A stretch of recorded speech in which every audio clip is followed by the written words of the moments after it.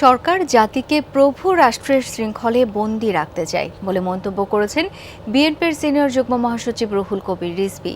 স্বাস্থ্য এবং স্বাদের মধ্যে চমৎকার একটা ব্যালেন্স করে পীর প্রিমিয়াম আয়োডাইজড লবণ। সকালে জাতীয় প্রেস ক্লাবে অ্যাসোসিয়েশন অব ইঞ্জিনিয়ার্স বাংলাদেশ অ্যাবের লুটপাট, অব্যবস্থাপনা ও সঠিক পরিকল্পনার অভাবে যাত্রাপথে দুর্ঘটনায় মৃত্যুর ভয়াবহতা ও জনদুর্ভোগ শীর্ষক আলোচনায় যোগ দিয়ে এই মন্তব্য করেন তিনি।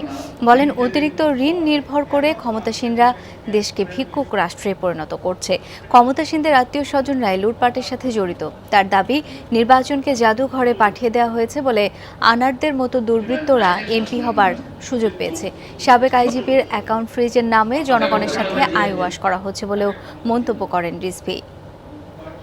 গোটা জাতিকে প্রভুদের কাছে একটা চিরস্থায়ী শৃঙ্খলের মধ্যে বেঁধে রাখতে চাচ্ছেন। একজন এখানে বলেছেন, অর্থনৈতিকভাবে, সাংস্কৃতিকভাবে, রাজনৈতিকভাবে আমাদের যে স্বাধীনতা, আমাদের যে সার্বভৌমত্ব, সেটাকে আজকে হরণ করার প্রচেষ্টা চালাচ্ছেন।